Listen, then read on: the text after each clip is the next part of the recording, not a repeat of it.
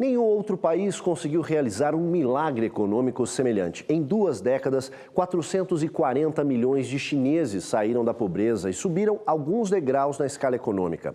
Trata-se da maior redução de pobreza já registrada na história. Esse número equivale a mais de 2 Brasis e 1 Estados Unidos e meio em população. Só que a fórmula está se esgotando e aqui entra em cena o paradoxo chinês. O país precisa continuar crescendo, mas não pode insistir no mesmo modelo sustentado pela mão de obra barata e que leva à criação de cidadãos de segunda classe, sem direito à educação, saúde e aposentadorias. A saída pode estar no equilíbrio entre o modelo exportador e o mercado interno. O caminho que esse gigante escolher vai afetar o mundo inteiro, inclusive o Brasil. Diante da expectativa, cabe a pergunta: o que será que o ano do dragão, mais esperado pelos chineses, estará reservando para este 2012? Matéria de capa está começando.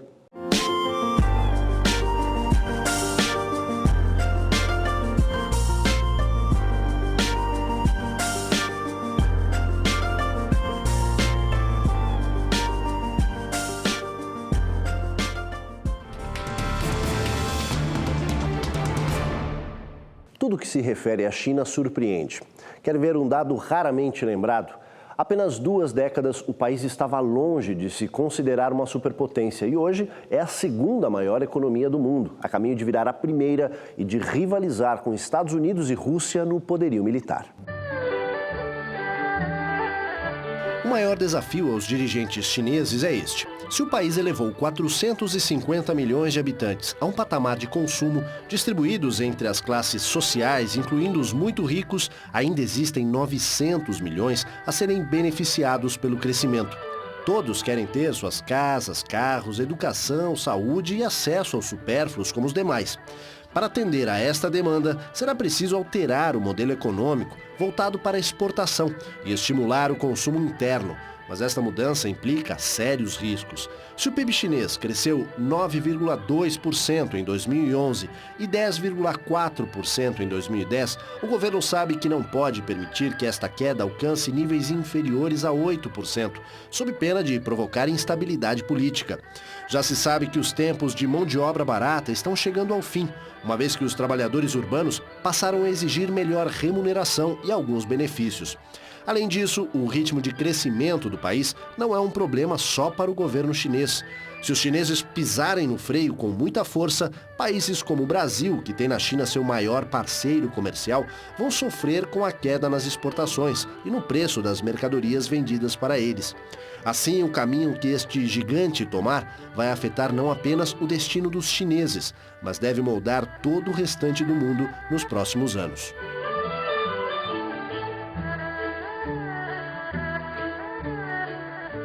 Esse paradoxo não deve ser obstáculo ao desenvolvimento econômico chinês. Quem diz isso é o embaixador Sérgio Amaral, presidente do Comitê Empresarial Brasil-China. Eu não tenho nenhum dado concreto para dizer que o modelo chinês está em vias de esgotamento. Eu diria que ele está em vias de transformação.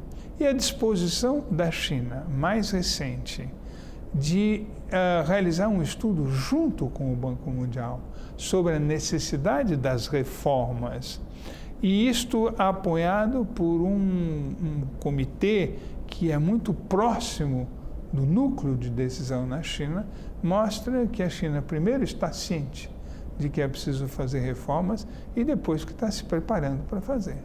Na linguagem oficial do Partido Comunista, o rumo está traçado e pode ser resumido numa frase bem curta: harmonização da sociedade. Na prática, o objetivo é muito mais complexo e prevê a manutenção de altas taxas de crescimento, incentivo ao consumo, redução das diferenças sociais e metas de eficiência energética. Haja esforço. O tradicional Made in China deve ser substituído aos poucos pelo Designed in China, de acordo com o plano dos estrategistas do governo chinês. Esta é apenas uma das metas para os próximos anos, quando os chineses esperam fabricar produtos cada vez mais sofisticados, deixando-os mais baratos para os vizinhos, como o Vietnã e Camboja. Entre os setores que deverão receber maiores incentivos, incluem-se a indústria eletrônica, química, siderurgia, telecomunicações e a geração de energia eólica. A indústria alimentícia é outra que deve receber grande atenção, uma vez que a China tem mais de 1 bilhão de bocas para alimentar e não pode depender excessivamente da importação. Tudo isso será feito com base na receita de capitalismo agressivo que vem sendo aplicada nas últimas 2 décadas. Quando se levanta a questão do choque entre o comunismo na política e o capitalismo na economia, continua valendo a máxima de Deng Xiaoping, o ex-chefe do PC, que há mais de 20 anos decretou: não importa a cor do gato, desde que ele casse o rato. Em outras palavras, o mais importante é tirar centenas de milhões de pessoas da pobreza a curto prazo.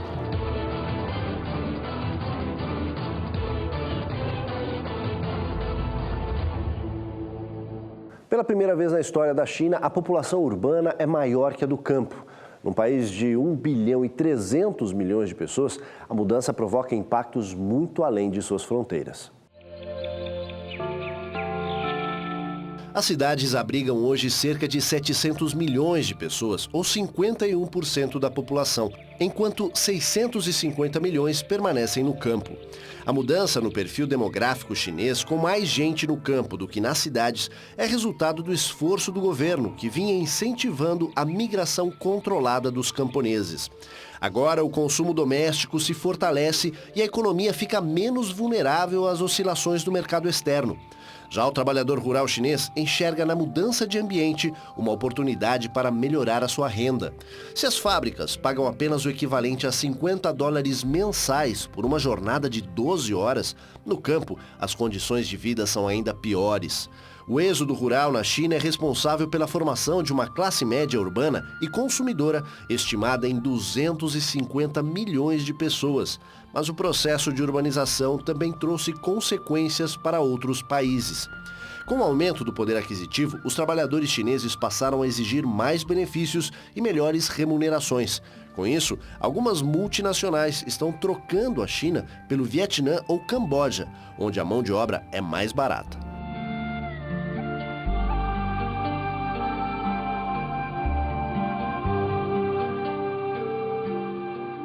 A capacidade de crescimento da China num ritmo vertiginoso virou hit na internet. Um vídeo com quase 5 milhões de acessos mostra que, se depender de prazos apertados, não faltará espaço para toda essa gente morar.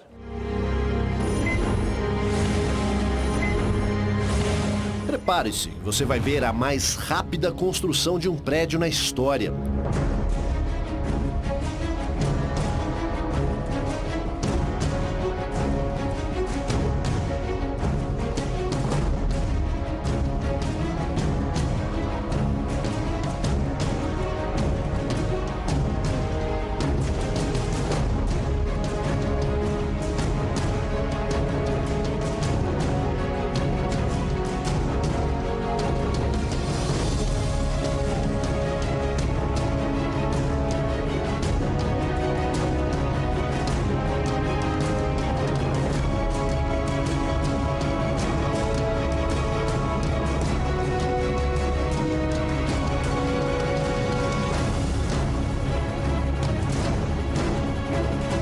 Duas semanas para erguer 30 andares. E essa não é a primeira vez que os chineses fazem isso. Já construíram um outro prédio de 15 andares em uma semana. Metade da altura e metade do tempo gasto com esse.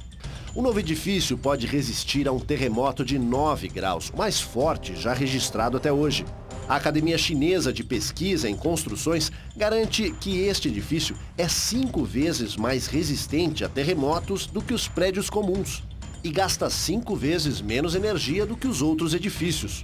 Esta obra é um hotel, mas só um ritmo como esse para atender à expectativa dos milhões de chineses que sonham com a casa própria.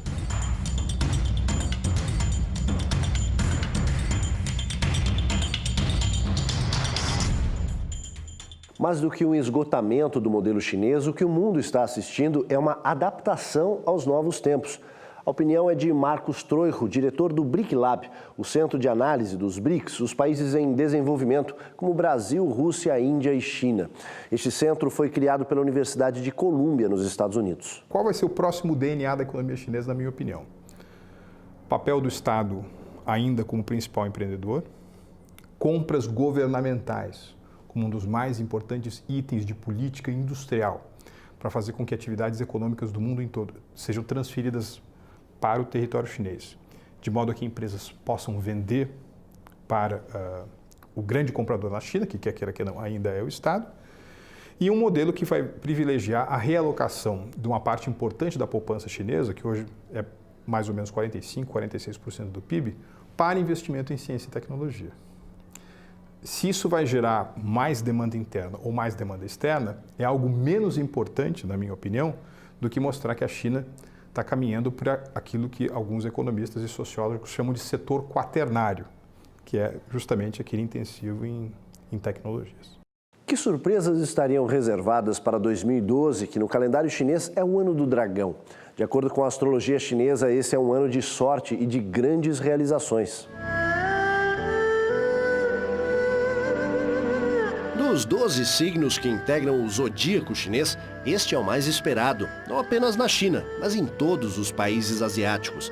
Para aqueles que acreditam no impacto da astrologia na vida das pessoas, o espírito indomável do dragão traz energia e representa um período único de oportunidades que só aparece a cada 12 anos.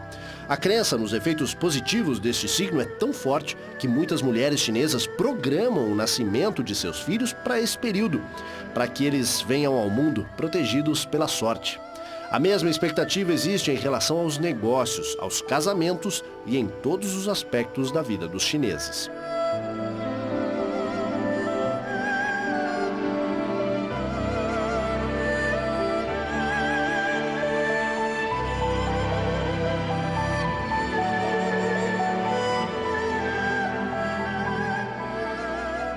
No próximo bloco, a luta política nos bastidores do Partido Comunista e mais. Os chineses dominam um setor vital para a indústria de ponta e começam a restringir as exportações, disparando um alarme para Estados Unidos, Europa e Japão. A gente volta já.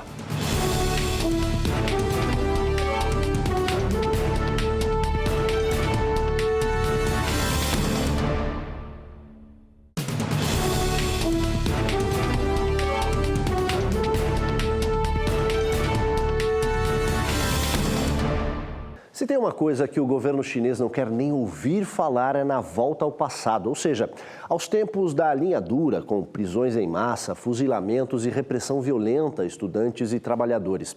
Um sinal claro disso é o afastamento recente de um dos dirigentes do partido. Bo Xilai era até há pouco tempo uma estrela em ascensão no partido e vinha sendo apontado como sério candidato a integrar o poderoso Comitê Permanente do Politburo, a máxima instância de poder na China. Mas caiu em desgraça e foi afastado ao cometer um erro imperdoável na China de hoje. Defendeu uma volta aos ideais da Revolução Cultural, o movimento desencadeado por Mao Tse-tung na década de 60, que levou a uma onda de violência que deixou milhares de vítimas. A Revolução Cultural era uma mistura de radicalismo político com fortes traços de preconceito e ignorância. Professores eram afastados das escolas pelo simples fato de terem formação acadêmica. Falar uma língua estrangeira era motivo para a condenação à morte. A pena máxima também era aplicada a quem fosse flagrado ouvindo Beethoven e outros compositores clássicos ou citando autores estrangeiros. Após a Revolução Cultural, a China só presenciou outro momento de repressão violenta durante os massacres da Praça da Paz Celestial, em 1989, quando os estudantes foram para as ruas exigir liberdade de expressão e foram massacrados pelas tropas do exército. Mas hoje, o governo espera que tudo isso fique para sempre no passado.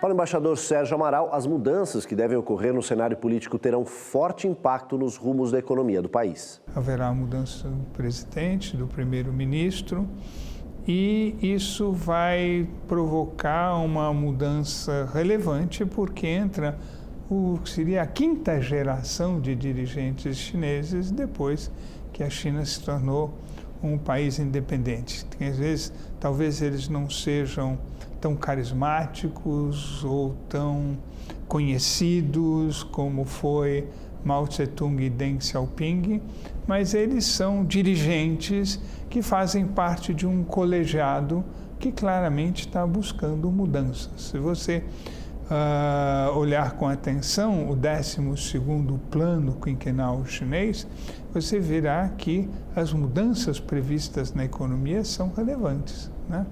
Em primeiro lugar, é uma reconversão de um modelo voltado para a exportação para um modelo que vai buscar o seu dinamismo no mercado interno.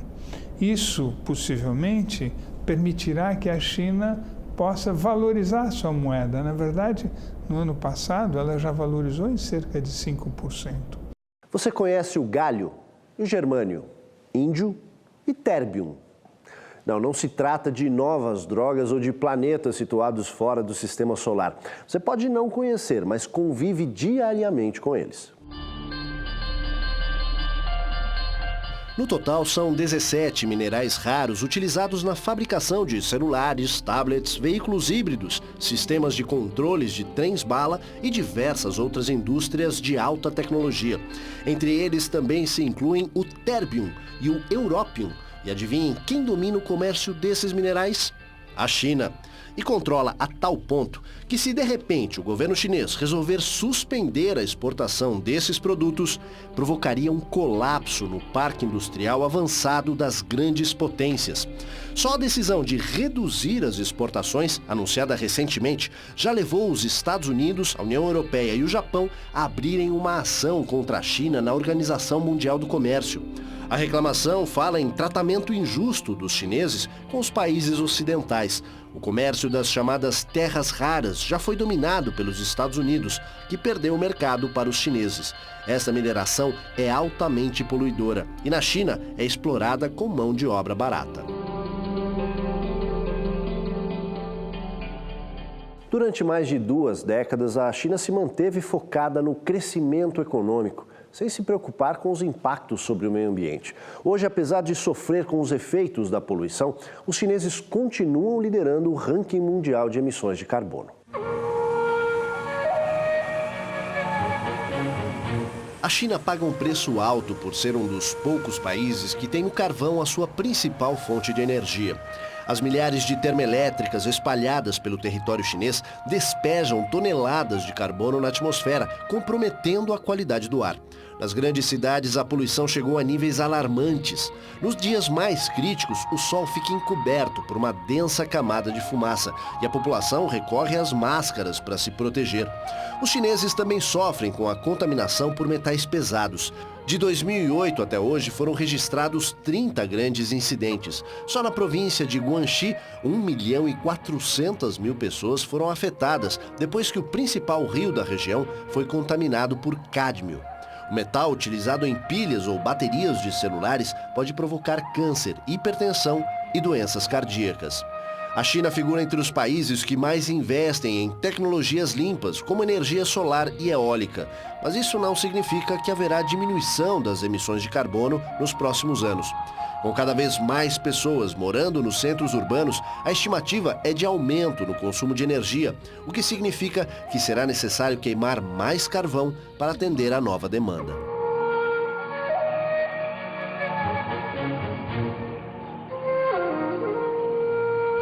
Para ocupar o espaço que lhe está reservado como uma grande potência mundial, rivalizando com os Estados Unidos, a China precisa ir além do gigantismo econômico. Poderio militar e influência cultural também são requisitos básicos. O analista do Instituto Millennium, Marcos Troijo, explica. Ser líder significa ser uma grande potência político-militar, né? Ao passo que os Estados Unidos hoje têm cada americano investindo ou gastando $1.600 por ano com defesa, cada chinês gasta apenas $60 por mês de chinês. Mesmo com um grande investimento chinês em defesa, eles jamais conseguiriam se equiparar aos Estados Unidos, seja em forças convencionais, seja em forças, digamos assim, nucleares. Não há chance disso acontecer.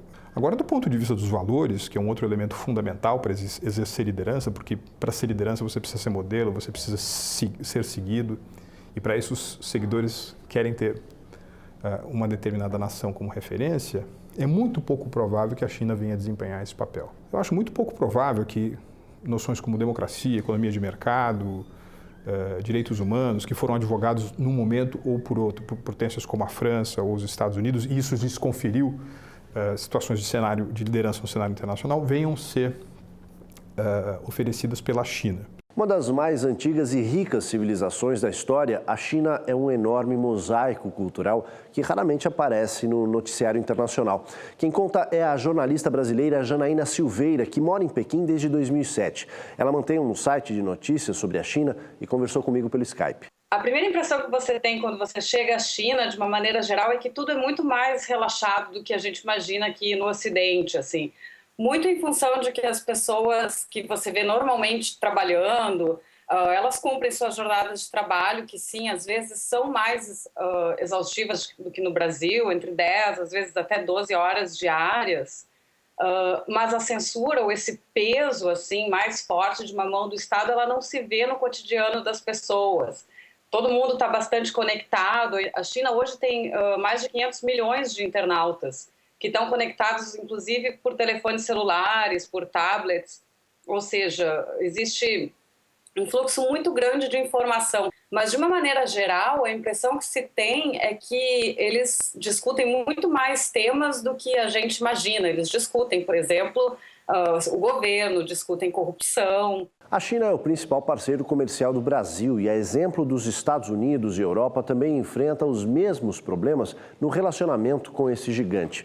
A China quer comprar produtos primários e vender bens industrializados, que têm mais valor e geram mais empregos.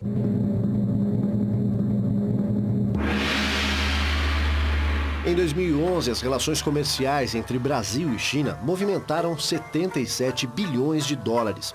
O Brasil vendeu mais do que comprou e fechou o ano com um superávit de 11 bilhões de dólares. Quase todos os produtos exportados para a China são matérias-primas, como soja, petróleo e minério de ferro, itens com pouco valor agregado. A exceção fica por conta da Embraer. A fabricante de aviões domina o mercado de aviação regional chinês, com 75% de participação.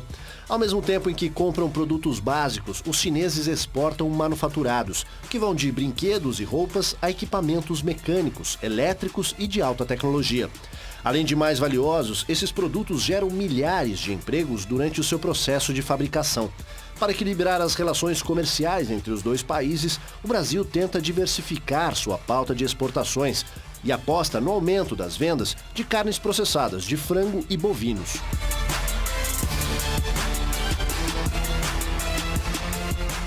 No próximo bloco, o homem que revolucionou a educação na China e mais. O partido recomenda o ateísmo, mas os chineses seguem fiéis aos ensinamentos milenares do budismo. A gente volta já.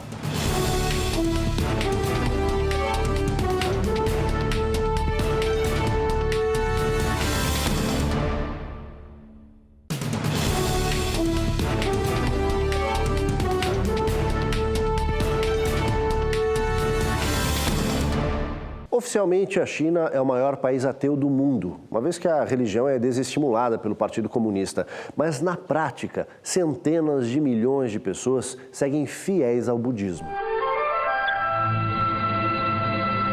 Além das lições de Marx e Mao Tse-tung, os integrantes do Partido Comunista Chinês são proibidos de manter qualquer outro tipo de crença.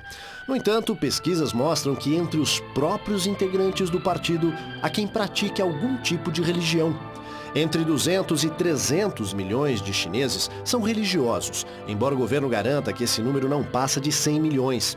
Há aproximadamente 50 milhões de cristãos e os budistas são a grande maioria. Há 2000 anos, o budismo chegou na China, vindo da Índia, e se tornou a religião com maior influência, com 14 mil templos erguidos no país. Nos últimos anos, o turismo religioso também tem crescido. Alguns governantes locais estão reconstruindo antigos templos para atrair visitantes e, desse modo, aumentar a receita das suas províncias.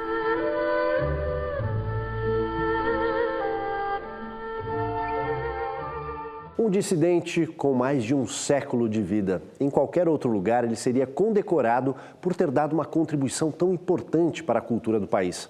Mas na China, as coisas são diferentes.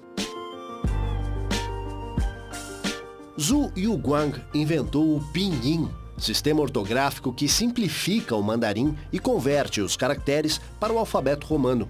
Esse sistema permitiu livrar milhões de pessoas do analfabetismo, porque acelera o aprendizado. Apesar dos resultados da sua invenção, Zhu foi preso durante a Revolução Cultural, a onda repressiva desencadeada por Mao Tse-tung na década de 60. O tempo que passou nos campos de trabalho forçado não o transformou num homem amargo. Aos 106 anos, ele mantém o bom humor, mesmo quando critica o regime de partido único e a falta de liberdade de expressão. Como um Confúcio do século XXI, ele ensina: as invenções são flores que crescem do solo da liberdade. A inovação e a invenção não crescem das ordens do governo. Se a China vai se transformar na maior potência mundial à frente dos Estados Unidos, será que em todo o mundo as pessoas vão trocar o inglês pelo mandarim? O cinema de Hollywood pelos filmes chineses e a música ocidental pelos sons milenares que inspiraram antigas dinastias? Ou quem sabe o hambúrguer pelo chopstick? E finalmente a Disneylândia por um passeio de barco no Yangtze? É bom começar a pensar em tudo isso para os próximos anos. O Matéria de Capa fica por aqui. A gente volta no próximo domingo às 7 da noite. Uma ótima noite a todos e até lá.